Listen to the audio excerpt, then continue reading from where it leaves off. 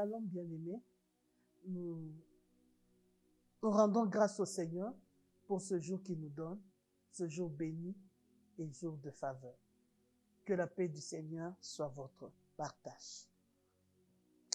Que Dieu bénisse sa parole. Nous continuons avec notre enseignement. Autant les dieux étrangers. C'est vraiment un thème, par la grâce de Dieu, qui peut nous aider à nous réconcilier encore une fois avec notre Seigneur. Nous avons parlé de l'argent, nous avons parlé de la gloire, de l'élévation, de la promotion. Nous avons parlé du travail, qui sont des dieux. Aujourd'hui, nous allons parler les plaisirs de la chair. Nous devons ôter ces choses dans nos vies. Le diable aussi veut l'adoration. Le diable aussi veut que nous soyons ses adorateurs. Mais la différence du diable avec Dieu est que notre Seigneur nous laisse libres de choisir. Et lorsque nous adorons notre Dieu, nous avons la paix. Nous ressentons la joie. Nous ressentons la paix. Et nous devenons une autre personne. Plus nous adorons Dieu, plus nous servons Dieu, plus nous le ressemblons, et plus les choses anciennes restent derrière nous, plus nous acquérons des nouvelles choses, plus nous devenons des nouvelles créatures. Lorsque tu ôtes les dieux étrangers de ta vie, tu deviens automatiquement la propriété privée de Dieu. Mais le diable, lui, il nous cache sa vérité, parce que c'est le père du mensonge. Il nous donne, ce n'est pas la paix, c'est le plaisir. Ce n'est pas la joie, c'est la gaieté. Il déforme les choses que Dieu nous donne. Alors, tu crois avoir la joie, or tu as des désirs. Et tu as le plaisir. C'est ce qui arrive lorsqu'un homme s'enivre. Tu ressens une joie, toi tu l'appelles joie, mais c'est le plaisir. Tu es là en train de danser, de rigoler, mais après que l'effet de la boisson te quitte, tu deviens normal. Et tu vas trouver quelqu'un en train de pleurer. Pourquoi? Parce que, au lieu d'être transformé, tu es abîmé. Non seulement il touche ton âme, et il touche aussi ton corps, il détruit aussi ton esprit. Adore ton Dieu et tu vivras.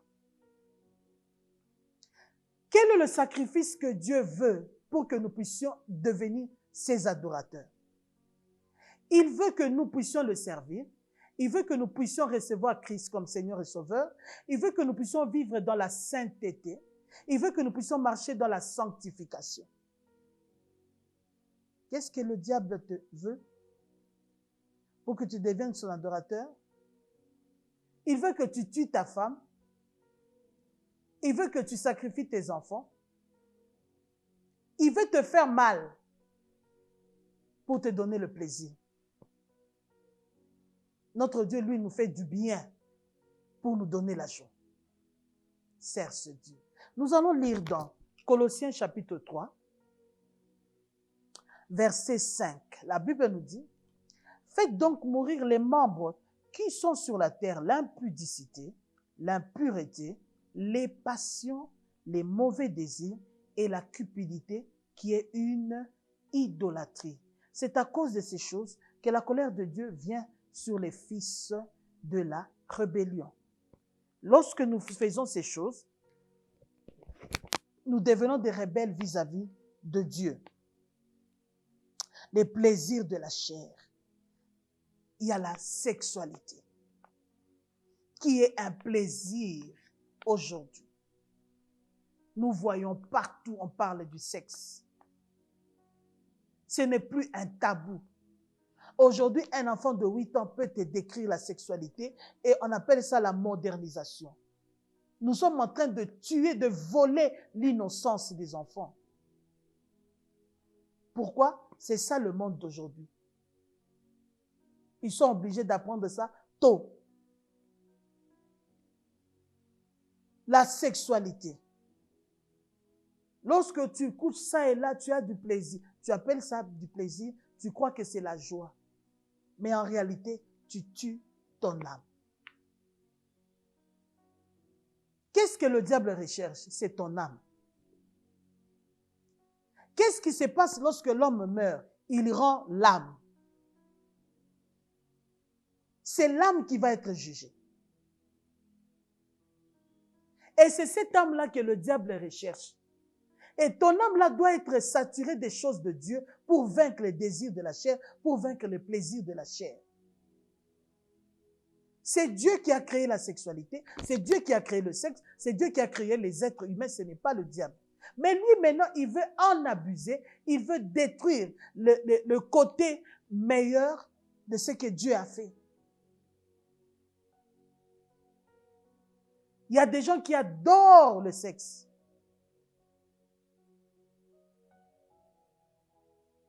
Il va jusqu'à s'humilier, jusqu'à violer, jusqu'à tuer à cause du sexe. Jusqu'à tromper son conjoint, jusqu'à tromper sa conjointe à cause de ce plaisir éphémère. Si ça pouvait même durer, la Bible l'appelle plaisir éphémère. Bien-aimé de Dieu. Tu as du prix aux yeux de Dieu. Jésus a versé son sang pour toi. Ôte ce Dieu dans ta vie. Ton corps est le temple du Saint-Esprit. La Bible nous montre comment Jésus est entré dans le temple. Il a chassé les vendeurs. Il a chassé les vendeurs. Jésus est entré dans le temple, il a chassé les vendeurs. En disant, c'est la maison de prière. Ton corps est le temple du Saint-Esprit. Jésus a dit, c'est à votre avantage que je m'en aille, afin que vienne le Saint-Esprit. Il vous enseignera les choses, il vous conduira, il va demeurer en vous. Vous allez vivre avec lui. C'est le Saint-Esprit qui donne l'onction. L'onction ne vient pas dans le péché. L'onction vient dans la sanctification. L'onction vient dans la sainteté.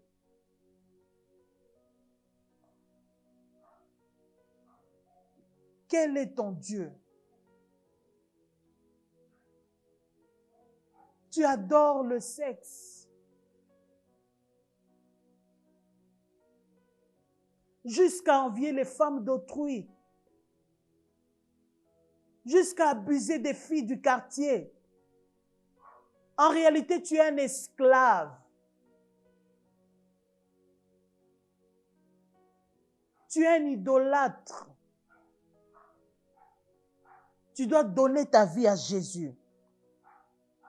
Car les plaisirs de la chair, ce sont des appétits qui sont opposés à ceux de Dieu, à ceux de l'esprit.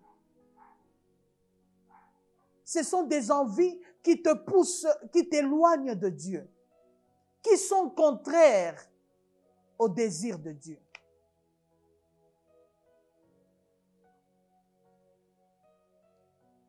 Des choses qui n'honorent pas Dieu. Des choses qui humilient notre chrétienté. Des chrétiens qui adorent le sexe. Il y a d'autres qui ne se repentent plus de ce péché. Parce qu'ils se disent, c'est normal, j'ai un corps. Et il y a d'autres qui disent qu'ils ne pêchent pas. C'est un Dieu, tu dois ôter cela de ta vie. La sexualité aujourd'hui a tué notre jeunesse. Les enfants ne sont plus innocents. Les enfants les apprennent même dans les dessins animés. Oh mon Dieu, pardonne-nous. Pardonne-nous, Seigneur.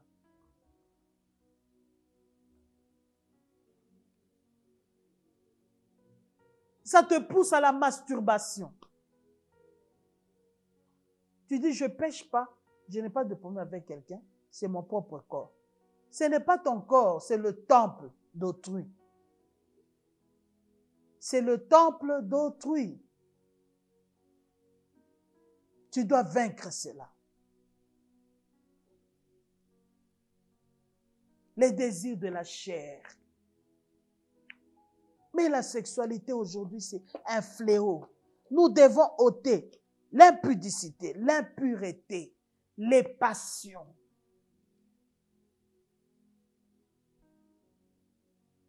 Tu n'as plus de volonté devant la sexualité. Toi aussi, tu cries comme Paul, qui peut me délivrer? Le Saint-Esprit est là pour toi. Je veux arrêter avec cette vie. Regardez comment je suis. Je suis même malade aujourd'hui à cause de cela. On te dit, on te prévient, il y a beaucoup de maladies. Préserve-toi. Même si ce n'est pas pour Dieu, mais pour toi-même. Mais comme tu es esclave, tu ne sais pas dire non. En réalité, c'est ton Dieu, c'est lui qui te domine. C'est lui qui te domine. Tu dois divorcer avec. Aujourd'hui, si tu écoutes ce message, mon frère, ma soeur, ce n'est pas fini. Appelle le secours de Dieu. Le Saint-Esprit viendra pour t'aider. Ton corps n'est pas non seulement le temple du Saint-Esprit, mais ça doit appartenir à l'homme qui va t'épouser, à la femme qui va t'épouser. Garde ça bien. Protège ce patrimoine que Dieu t'a donné. Ne gaspille pas ta force. La Bible le dit dans Proverbe. Ne jette pas ton eau ça et là. Préserve-toi pour honorer la femme que tu vas épouser, pour honorer l'homme que tu vas épouser. Ôte ce Dieu de ta vie. Il n'est pas plus puissant que ton Dieu. Ôte ce Dieu de ta vie. Il n'a rien fait pour t'aider. Au contraire, il te détruit. Et ce sont des plaisirs qui nous trompent, qui n'ont pas des effets immédiats. Lorsque tu es dedans, tu te dis, est-ce que je suis malade? Non. Est-ce que je souffre de ça? Non. Est-ce que ça m'a fait du mal? Non. Je suis là toujours. D'ailleurs, je chante, non. Est-ce que Dieu m'a tué au haut de la chair? Non. J'ai bien prêché. Est-ce que Dieu m'a fait ceci? Non. J'ai bien chanté. Il n'y a rien qui n'a changé. Ce sont des plaisirs que le diable couvre pour te tromper. Tu vas croire que tu es debout, or tu es déjà fini. On t'a déjà déraciné. Toi, tu crois que tu as des racines. Juste comme ça, et tu es parti. C'est pourquoi Dieu a dit à Asaph, la richesse des méchants finit comme du vent.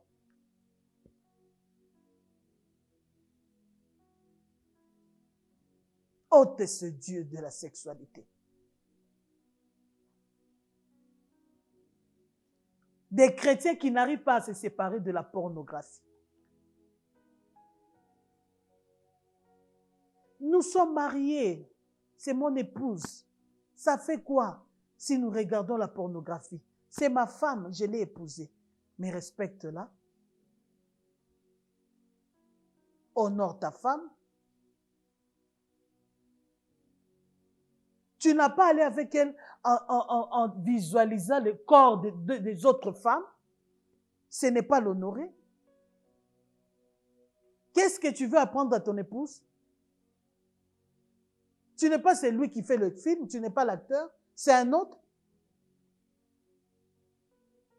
Quel est le Dieu que vous faites entrer dans votre maison en achetant des films pornographiques? C'est quel Dieu? Mais c'est le Dieu du sexe. Et il va faire son travail. Après, oh, on a des problèmes. Les maris de nuit, des femmes de... Même les anges déchus sont tombés devant les femmes, les filles des hommes. Il ne faut pas jouer avec la sexualité. Il faut toujours voir le sexe opposé comme un danger pour toi. Il ne faut pas minimiser la personne qui est devant toi. Non, moi, je ne veux pas tomber avec une telle personne. Lorsque tu es esclave, tu n'as pas de choix. L'esclave subit. On impose à l'esclave. Tu vois quelqu'un qui pleure, mais je ne veux plus de cette vie. Mais ça continue. Choisis d'adorer le Dieu de la Bible. Ôte ce Dieu du sexe de ta maison, de ton foyer. Reste fidèle avec ta femme, envers ta femme. Tu l'as aimée, tu l'as épousée, tu l'as mis dans ta maison, respecte-la. Ton corps, c'est aussi son corps. Maman, ton corps, c'est aussi le corps de ton mari. Respecte-le. Ôtons les dieux étrangers. C'est Dieu du sexe qui nous pousse à nous dénuder. Les femmes n'ont plus de valeur. Elles-mêmes, elles ne connaissent même pas leur valeur. Que le Seigneur nous aide. Nous sommes créés à l'image de Dieu. Nous sommes l'œuvre d'art de Dieu. Mettons-nous en valeur en nous sanctifiant, en servant le Seigneur, comme Déborah. C'était une femme mariée. Mais un général qui dit, je n'irai pas au combat sans Déborah. Maman Déborah doit m'accompagner. Est-ce qu'on peut trouver encore des femmes comme ça? Toutes les femmes, le corps dénudé. Venez voir. Et puis après, lorsqu'ils ont vu, qu'est-ce qu'ils ont fait? Rien.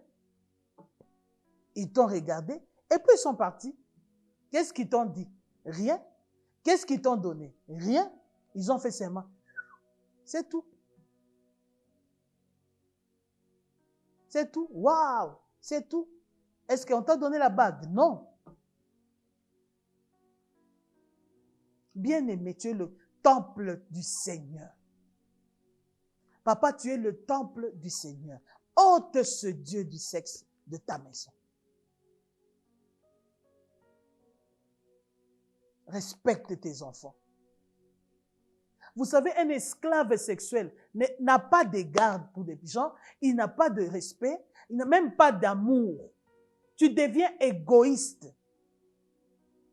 Tu peux abuser même de ta nièce. Parce que tu es esclave. Tu peux abuser de la bonne, de la voisine. J'ai même vu... non, mais il y a des choses qui se passent dans ce monde. Si Jésus traînait, je ne sais pas qu'est-ce que nous allons voir encore. Un homme qui sort avec sa belle-sœur, il termine avec sa belle-sœur, il sort avec la grand-mère. Il y a un autre qui prend et la maman et la fille.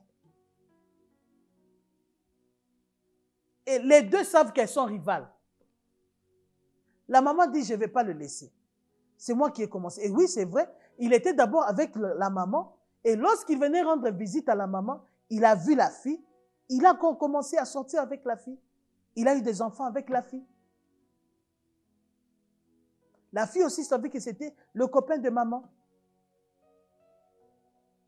Dites-moi un peu, ces enfants-là, ils ont quel avenir? Toi-même, qu'est-ce que tu veux qu'on fasse de toi quand tu fais des choses comme ça? Hôte, c'est Dieu. Ne condamnez pas les gens. Les autres sont des esclaves. Mais comment il peut faire ça, un homme sérieux? Il travaille, c'est un cadre de la société. Comment il peut faire ça? Oui, il peut faire ça parce qu'il est esclave. Il n'a pas de choix, il subit. On lui dit, attaque. Il attaque. Après, il se tient la tête. Oh mon Dieu, qu'est-ce que j'ai fait? Et demain, il recommence encore. C'est un esclave. Ne le quitte pas, maman. Prie pour lui. Jeûne pour lui. Si tu vois ton mari faire des choses comme ça, tu vois ta femme faire des choses comme ça, ce n'est pas elle. 1 Corinthiens 3 nous dit quoi? Une personne sans Christ, c'est un homme animal. C'est un esclave, c'est comme on a des chiens. Ils ne réfléchissent pas.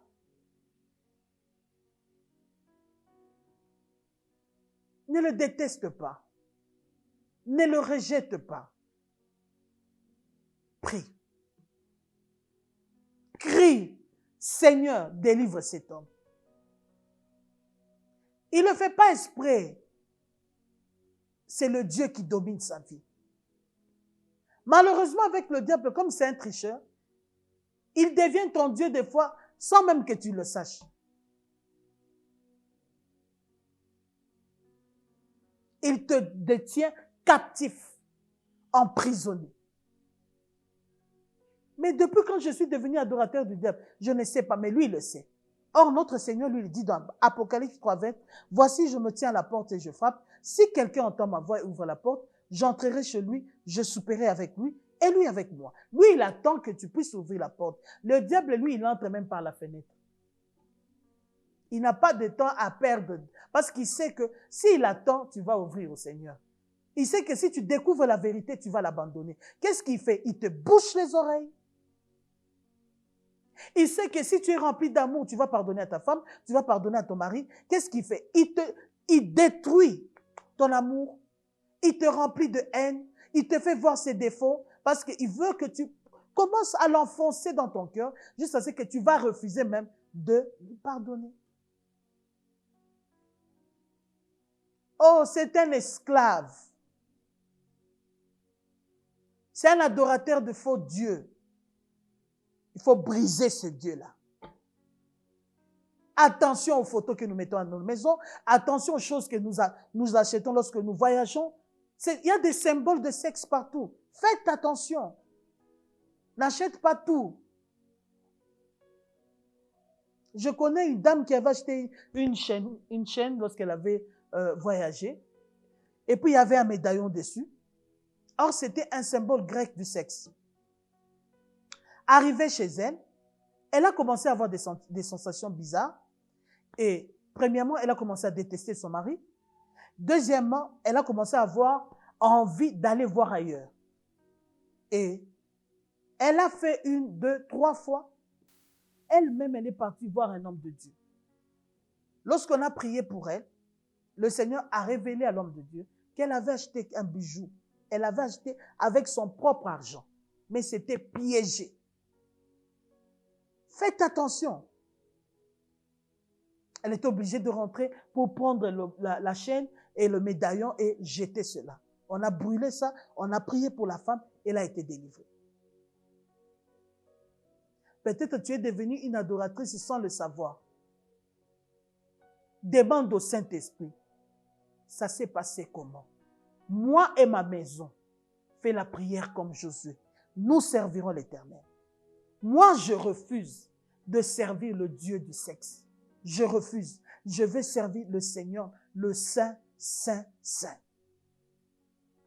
Et le Seigneur va te révéler les choses cachées.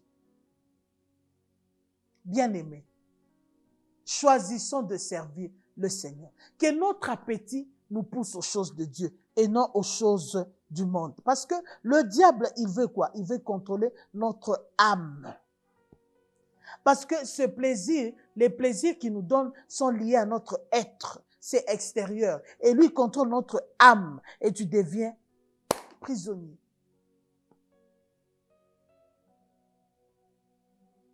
Il te remplit des ressentiments, des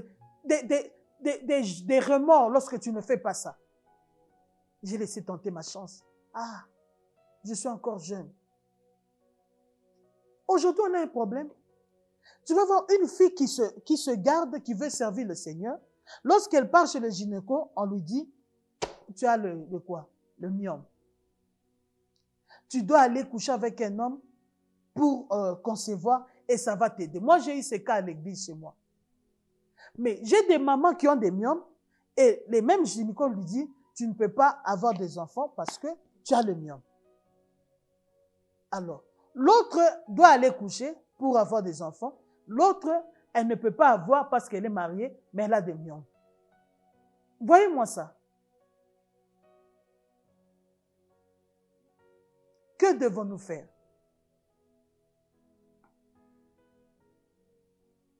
Choisissons de servir le Seigneur. Choisissons de devenir des vrais adorateurs. Jean le Baptiste criait, répentissez-vous, race de vipères. Et ici, dans Colossiens, Paul le dit. C'est à cause de ces choses, que la colère de Dieu vient sur les fils de la rébellion. Les plaisirs de la chair nous poussent à la rébellion. Les plaisirs de la chair nous poussent à dire non au Saint-Esprit. Les plaisirs de la chair nous poussent à devenir têtus. Les plaisirs de la chair vont te pousser en enfer. Tu crois te réjouir, en réalité tu t'es détruit. Tu crois que c'est la joie, en réalité ce n'est pas la joie, c'est la gaieté. La joie vient du Saint-Esprit. Le péché ne peut jamais t'amener la joie. Le péché ne peut jamais te donner la paix. Non. Ça sera un semblant de paix. La paix véritable vient du Saint-Esprit. Les désirs de la chair sont contraires à ceux de l'esprit. Quel est le Dieu que tu sers? Si c'est le Dieu de la sexualité, de l'impureté, de l'immoralité, de l'inceste, abandonne-le aujourd'hui. Combien des enfants tu as abusé d'elles? Combien des enfants que tu as abîmés, tu as détruit leur avenir? Combien des foyers tu as détruits, ma soeur, mon frère? Combien? Dieu t'a donné la beauté, non pour devenir une arme de destruction. Sois une source de bénédiction. Dieu t'a donné des formes, non pour détruire les foyers d'autrui. Non. De toutes les façons, tu vas épouser qu'un seul homme. Même si 10 000 t'acclament, mais c'est un seul qui va te prendre en mariage et qui va te donner son nom. Maintenant, pourquoi tu veux t'embrouiller? Tu fais passer ton temps pour rien. Les autres là profitent de toi. Garde-toi bien pour honorer ton Dieu et pour honorer la personne qui va te prendre en mariage. Ce n'est pas encore trop tard pour toi de ôter ces dieux. Si c'était trop tard, Dieu n'allait pas nous dire de ôter. S'il nous rappelle ces choses, parce que ce n'est pas trop tard, c'est maintenant le temps pour toi.